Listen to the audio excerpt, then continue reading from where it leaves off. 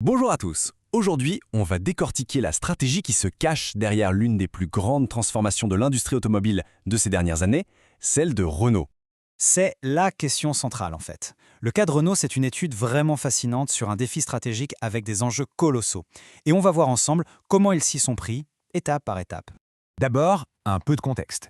Il faut se souvenir qu'il y a quelques années, Renault, qui a toujours été un leader, faisait face à des marchés en pleine ébullition.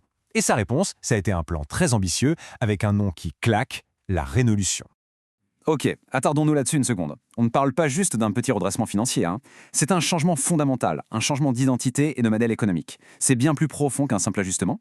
Et on arrive maintenant au cœur de notre analyse. Ce virage à 180 degrés, il ne sort pas d'un chapeau. Non, il est basé sur une analyse super rigoureuse, une vraie démarche stratégique. Voilà, ça c'est la définition un peu formelle. Mais l'idée est toute simple, avant de savoir où on veut aller, il faut d'abord savoir très précisément d'où on part. C'est le socle de n'importe quelle grande décision stratégique. Et ce fameux diagnostic, il repose sur deux piliers. Le diagnostic interne, c'est un peu comme un pilote qui connaît sa machine sur le bout des doigts. Et le diagnostic externe, c'est ce même pilote qui lève la tête pour lire la météo et anticiper la route. L'un est inutile sans l'autre. Alors, qu'est-ce que Renault a trouvé en ouvrant son propre capot? D'un côté, une sacrée puissance de frappe technologique. Ça, c'est une force indéniable. Mais de l'autre, des faiblesses, disons, plus humaines et culturelles. La difficulté à faire bouger un paquebot comme celui-ci, et ses équipes. Et regardant par la fenêtre, le monde extérieur offrait de belles opportunités, c'est clair. La vague verte, les régulations qui poussent vers l'électrique. Mais attention, il y avait aussi de sérieuses menaces. Le prix des voitures électriques, qui reste un frein majeur, et une concurrence déjà sur les dents. Bon, maintenant, voyons comment ces deux diagnostics, l'interne et l'externe, ont été traduits en actions concrètes. Parce qu'une analyse, aussi bonne soit-elle, ça ne vaut rien sans un plan d'action. Cette phrase-là, elle résume absolument tout. Le point crucial, le pivot, il est là. Fini la course à qui vendra le plus de voitures. Désormais, l'objectif, c'est de vendre mieux, de créer plus de valeur avec chaque véhicule.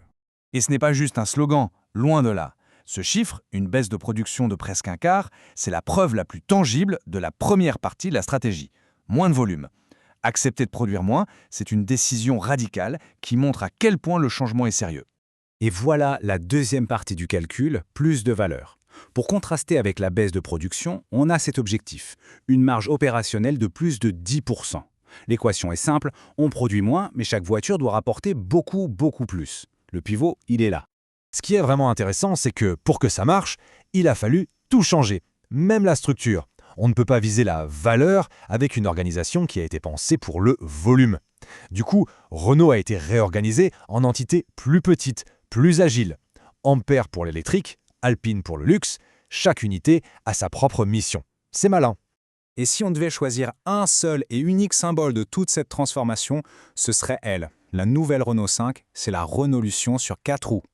Ce tableau, il illustre la logique à la perfection. Chaque caractéristique de la R5 répond à un point précis du diagnostic. Son prix, il attaque de front la menace du coût élevé. Sa technologie, elle s'appuie sur la force de frappe de la R&D interne. Et son succès avant même sa sortie, il prouve que la stratégie de la valeur, ça marche. Allez, on passe à la dernière partie. Parce que même la meilleure des stratégies, elle doit toujours se confronter à la réalité, à l'imprévu. Et c'est là qu'on teste vraiment sa solidité. Et là, le choc a été brutal. La Russie, ce n'était pas un petit marché, c'était le deuxième plus important au monde pour Renault. La perte a été énorme. Mais la réponse, ça n'a pas été la panique. La décision de vendre, tout en se gardant une porte ouverte pour le futur, c'était une manœuvre pragmatique, dictée par un environnement qui était devenu totalement imprévisible. Et c'est la grande leçon de cette crise. Une stratégie, ce n'est pas là pour prédire l'avenir, c'est impossible. C'est là pour donner d'une direction claire, un cap, qui permet de s'adapter quand l'imprévu frappe. C'est toute la différence entre une carte routière et une boussole. Bon, au final, si on devait synthétiser, qu'est-ce qu'on retient de tout ce parcours stratégique de Renault? Voici les 4 piliers à garder en tête. 1. Tout part d'un bon diagnostic. 2. Les décisions qui en découlent doivent être courageuses mais surtout basées sur des faits.